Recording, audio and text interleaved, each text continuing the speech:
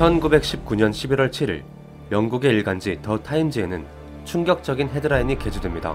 뉴턴 역학이 무너졌다. 영국의 천문학자 아서 에딩턴이 일식 관측을 통해 아인슈타인의 일반 상대성 이론을 증명한 것이 대중에게 알려진 순간이었습니다. 이로써 인류는 뉴턴 역학으로는 아직 풀리지 않았던 중력과 시공간에 대한 미스터리가 담긴 상자를 드디어 열어볼 열쇠를 손에 거머쥐게 되었습니다. 뉴턴과 아인슈타인은 각각 영국, 독일 출신의 물리학자로 인류 역사상 가장 위대한 두 천재로 자주 손꼽히는 인물들입니다. 특히 영국에서의 뉴턴의 업적은 그 자체로 영국의 자존심이며 자랑거리이자 유산입니다. 이러한 엄청난 업적을 자국의 신문에 나서서 무너졌다라는 표현까지 써가며 아인슈타인의 이론을 극찬한 까닭은 과연 무엇일까요? 그리고 이 일반 상대성 이론의 발표 이후 인류의 세계관은 어떻게 급속도로 발달했을까요? 아인슈타인의 일반 상대성 이론이 불러온 인류 지성의 도약과 이에 따른 물질론과 우주론의 발전에 관한 역사 이야기를 들여다보는 시간을 가져보도록 하겠습니다. 1905년 아인슈타인이 움직이는 물체의 전기 역학에 관하여 즉 특수 상대성 이론을 발표했다는 것을 지난 과학사 8편을 통하여 알아보았습니다. 특수 상대성 이론은 기존의 뉴턴 역학에서 공리로 채택한 절대 시간과 절대 공간을 부정하고 절대적인 것은 오직 빛의 속력이라는 것을 발견하여 모든 관성계, 다시 말해 속도가 일정한 계에서의 역학을 확립한 이론입니다. 그러나 아인슈타인은 아직 이 역학 체계를 가속하는 계, 즉 속도가 변하는 계에까지 확장하지 못했습니다. 이는 당시까지 발표된 특수 상대성 이론의 결점으로 작용할 법도 한데 모든 상황에 대하여 일반화하지 못한다면 그 이론은 무언가 결여된 이론일 가능성이 있기 때문입니다. 뉴턴 역학은 이전까지 따로 설명했던 천상계와 지상계를 하나로 통합하는 데 성공했으나 아인슈타인의 특수 상대성 이론은 아직까지 관성계와 비관성계를 아우르지 못했습니다. 이러한 문제의 해결에 대한 고민은 특수 상대성 이론의 발표 이후 그가 본격적으로 교수직에서 연구를 하며 시작되었습니다. 아인슈타인은 1907년 어느 날 아주 기묘한 생각 하나를 하게 됩니다. 어떠한 과정을 통하여 이러한 상상에 도달했는지는 자세히 알려진 바가 없지만 일반적으로 당시 보급되기 시작한 승강기 속에서 떠올렸을 것이라고 보기도 하고 의자에 주저앉다가 떠올렸다고 보기도 하는 이 아이디어는 바로 등가 원리입니다. 등가 원리란 여러 종류가 있지만 보통 등가 원리라고 하면 아인슈타인의 등가 원리를 지칭합니다. 이 아인슈타인의 등가 원리는 균일한 중력장이 놓인 정지계와 균일하게 가속하는 계는 물리적으로 동등하다는 의미로 쉽게 말해서 물체가 땅으로 떨어지는 현상이나 차가 출발할 때 몸이 뒤로 쏠리는 현상은 본질적으로 같다는 의미입니다. 언뜻 생각해보면 전혀 다를 것 같은 이 두 현상을 아인슈타인은 이 둘을 비교할 수 있는 대상이 아무것도 없는 상황에서도 과연 이 둘을 구별할 수 있을지에 대한 사고실험 및 이를 뒷받침하는 수학적 전개를 통하여 합쳐냅니다.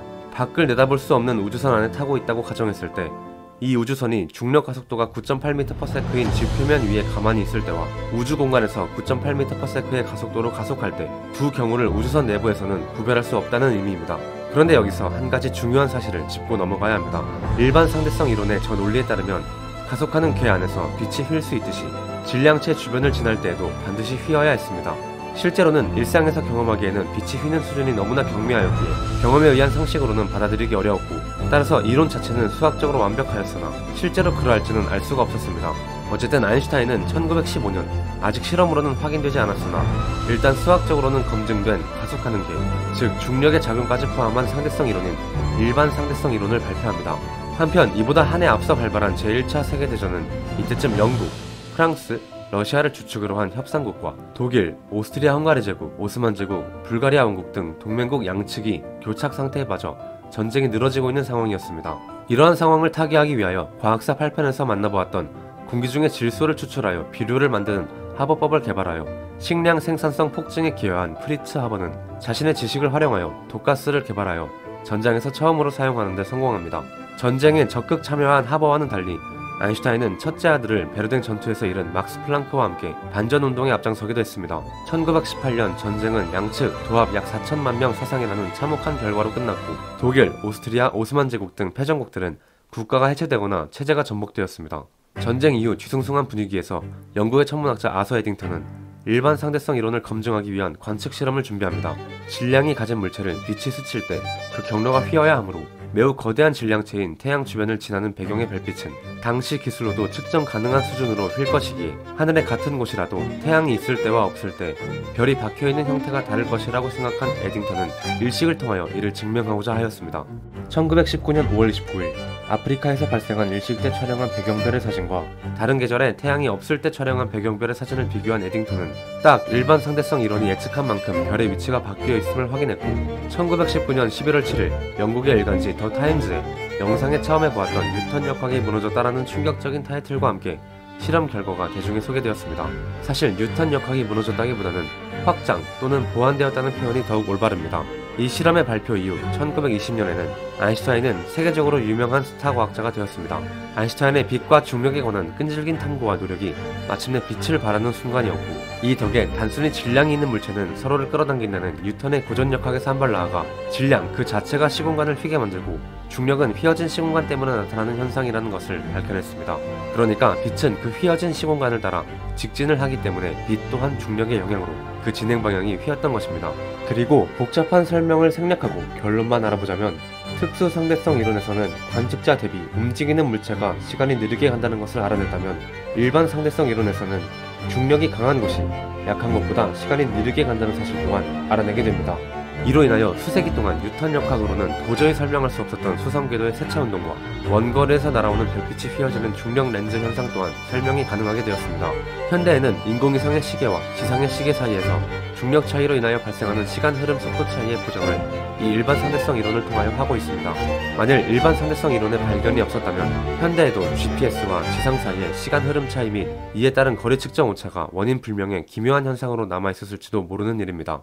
한편 상대성 이론과는 별개로 아인슈타인의 광전 효과 논문을 통하여 빛이 파동성과 입자성을 모두 가진다는 빛의 이중성이 밝혀진 뒤 과학자들은 원자의 내부 구조와 물질의 근원에 대하여 근본적인 접근을 해나가고 있었습니다.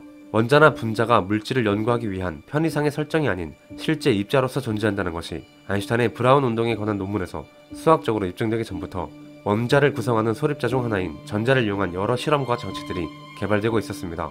즉 원자의 존재를 아직 확정하지 않은 상태에서도 이미 전자를 이용한 여러 이론과 실험들이 시행되고 있었던 것입니다. 앞선 과학사 8편에서 살펴보았던 음극선 실험이 대표적입니다. 음극선 실험에서 전자를 발견한 존 톰슨이 처음으로 주장했던 원자는 푸딩 모형이라고 부르는 양전하를 띠는 원자 내부에 전자가 박혀있는 형태였습니다. 돌턴이 원자설을 주장한 이후 처음으로 원자 내부에 어떤 구조가 있을 수 있음을 실험을 통하여 밝혀낸 순간이었습니다.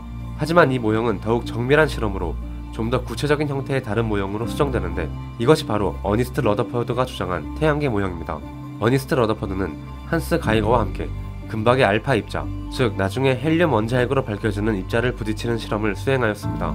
그리고 그들은 이때 매우 놀라운 사실을 발견하는데, 대부분의 알파 입자는 금박을 뚫고 지나가지만 드물게 매우 심하게 꺾이거나 심지어 거의 뒤로 튕겨져 나오는 알파 입자가 있다는 것이었습니다. 이 실험 결과가 시사하는 바는 원자 내부에 매우 무거운 어떤 점이 존재한다는 것이었습니다. 이에 따라 러더퍼드는 원자는 양전하의 바다에 전자가 박혀있는 것이 아닌 중심의 양전하가 미지의 힘으로 인하여 모여있고 그 주위를 전자가 궤도를 따라 돌고 있는 형태일 것이라고 주장했습니다. 나중의 이야기이지만 이 원자핵을 속박하는 힘은 4가지 기본 상호작용 중 하나인 강력에 의한 효과임이 밝혀집니다.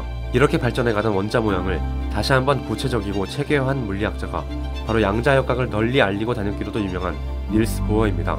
러더퍼드의 태양계 모형에 따르면 전자는 원자핵 주위를 계속 돌고 있다는 말인데, 이는 맥스웰 방정식을 근간으로 한 전자기하에 따르면 반드시 빛으로 에너지를 방출하고 전자가 원자핵으로 추락한다는 결론이 자연스럽게 도출됩니다. 그러므로 닐스 보어는 이를 피하기 위해 원자핵 주변을 도는 전자가 궤도를 돌 때는 에너지를 잃지 않고 안정적으로 돌 수 있다고 주장했고, 이 궤도를 드나들 때 전자는 양자 도약이라는 형태로 마치 순간이동하듯이 드나든다고 설명했습니다. 전자가 안쪽 궤도로 이동할 때는 전자기파의 형태로 에너지를 방출하고, 반대로 바깥쪽 궤도로 이동하면 전자기파의 형태로 에너지를 흡수한다고 설명했습니다. 이는 수소의 선 스펙트럼이 나타나는 이유를 깔끔하게 설명할 수 있었으며, 이때까지 발견되었던 원자 특성들 대부분을 설명할 수 있었습니다. 하지만 아무리 원자에서 발생하는 현상들을 설명할 수 있다고 해도 이런 말도 안 되는 과격한 제안은 아인슈타인을 비롯한 많은 과학자들의 반발을 불러일으켰고, 직관과는 거리가 먼 이러한 설명을 쉽사리 받아들이는 과학자들은 그다지 많지 않았습니다. 이를 자신만의 수학적 기법으로 다듬어낸 인물이 행렬 역학의 창시자이자 불확정성 원리를 발견해낸 베르너 하이젠베르크입니다. 보어의 제자인 하이젠베르크는 보어의 원자 모형의 논리적인 비약을 해결하고자 하였고, 하이젠베르크는 보어 원자 모형에서 실존한다는 근거가 빈약한 궤도를 대체하여 확실하게 측정 가능한 것을 고려하여 원자 모형을 만들어야 한다고 주장했습니다. 즉 전자기파의 파장보다도 작은 크기의 전자를 사진 찍듯이 직접 관측하는 건 이 우주의 기본 원리상 불가능하기에 전자의 궤도 또한 그 존재를 확인할 수 없으니 전자의 흡수와 방출에 따른 전자기파 자체만을 이용하여 원자를 기술해야 한다고 주장했던 것입니다. 이에 따라 하이젠베르크는 여러 수학적 시도를 하던 중 행렬식으로 이를 분석해냈고 그 결과는 매우 놀라웠습니다. 몇 주간에 걸친 고민 끝에 완성한 이 행렬 역학은 원자가 방출하거나 흡수하는 전자기파를 통하여 전자의 운동량과 위치를 기술할 수 있다는 결론이 나왔습니다. 기존의 역학체계에서 가장 근본이 되는 운동량과 위치라는 두 변수를 전자에 대해서도 기술할 수 있게 된 것입니다. 하지만 여기에서 일반적인 상식 그리고 기존의 물리학 지식으로는 도저히 납득할 수 없는 결론을 맞닥뜨리게 됩니다.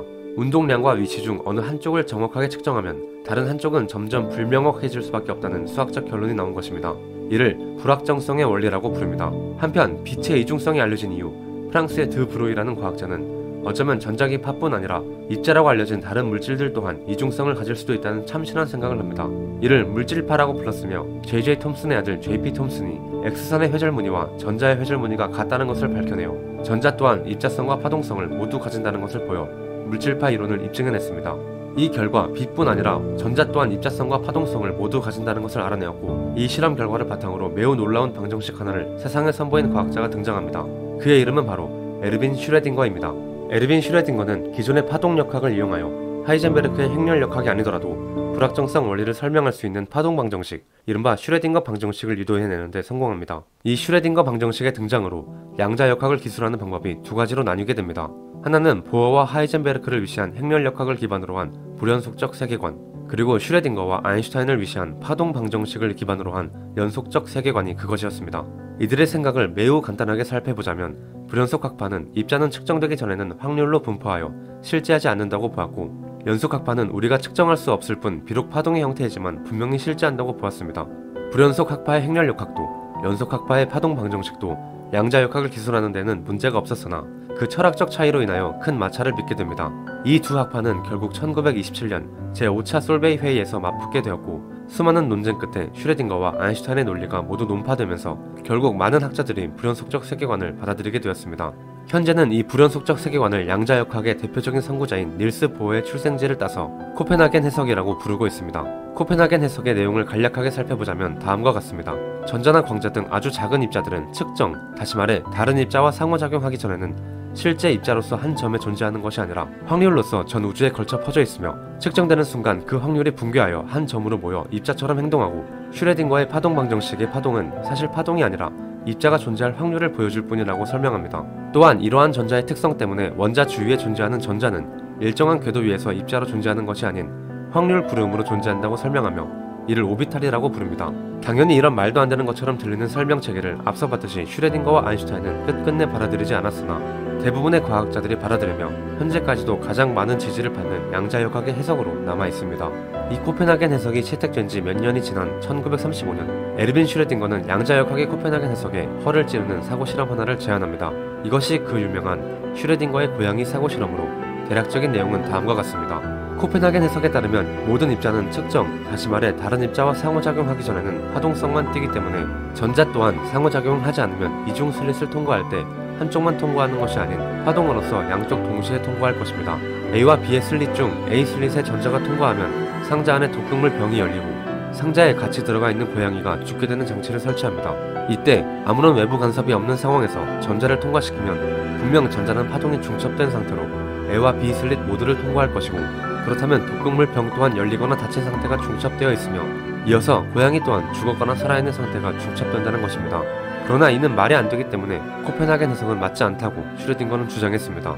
하지만 코펜하겐 해석을 받아들이는 주류 학계는 그러한 상황에서는 고양이 또한 외부와의 상호작용이 있기 전에는 죽었거나 살아있는 상태가 중첩된 게 맞는다며 오히려 슈레딩거 사고 실험을 양자역학을 설명하는 용도로 사용하기 시작했습니다. 물론 물질과 광자 등 입자로 가득한 현실 우주에서는 어느 정도 크기 이상의 물체는 당연히 어떠한 형태로든 입자 간 상호작용이 발생하기 때문에 절대 일어날 수 없는 일이지만 입자의 근본적인 성질을 설명하는 데에는 상당히 편리하게 쓰이고 있습니다. 한편 이렇게 작은 세계를 탐구해 나가던 때에 이와는 별개로 아주 거대한 스케일, 우주 전체에 대한 연구도 아인슈타인의 상대성 이론 덕분에 빠르게 진행되고 있었습니다. 아인슈타인의 일반 상대성 이론에서 도출된 아인슈타인 방정식에는 아인슈타인 자신의 사상에 녹아있는 상수가 하나 있습니다. 바로 우주 상수입니다. 아인슈타인은 우주가 영원 불멸하며 과거로부터 미래까지 무한히 존속하는 존재라고 믿었습니다. 이 때문에 우주는 내부의 물질들로 인한 중력으로 스스로 붕괴하지 않기 위하여 서로를 밀어내는 힘이 있어야 했는데, 이 힘을 아인슈타인은 우주 상수로서 자신의 방정식에 포함시켰던 것입니다.